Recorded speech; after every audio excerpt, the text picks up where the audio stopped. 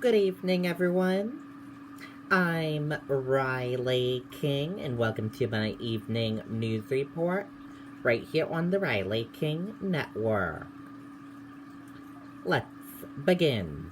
More than 73% of New Hampshire's voting age population cast ballots, resulting in record turnout. Gardner praises 814,092 New Hampshire voters who cast ballots. Secretary of State Bill Gardner praised New Hampshire voters and local election officials Friday after his office reported a record of 814,092 ballots were cast in the 2020 general election. The number of ballots cast was in line with Gardner's pre-election conservative prediction that at least 800,000 ballots would be cast, with all eligible Granite Staters allowed this year to vote absentee by citing health concerns related to COVID-19. There were 261,062 absentee ballots cast, which was 32% of the total number of votes cast. The 814,092 ballots cast and then 262 absentee ballots cast easily surpassed the previous record set in 2016 of 755,850 total ballots and 75,305 absentee ballots. Gardner noted that there was a surge of absentee ballots returned to city and town clerks as election day neared, just as in the week leading to September 8th primary election. A week before the election on October 27th, a total of 1,081,577 absentee ballots had been cast, a number that increased by 79,485, or almost 44% in the final week.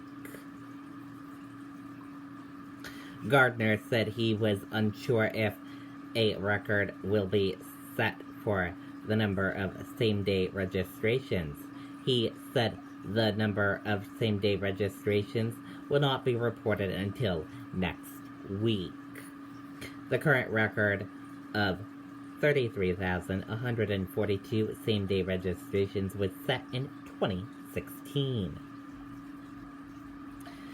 The longtime secretary pointed out that the total number of votes cast was 73.5% of the state's voting age population of just more than 170,000 people, which includes all Granite Staters who are 18 years of age or older and U.S. citizens.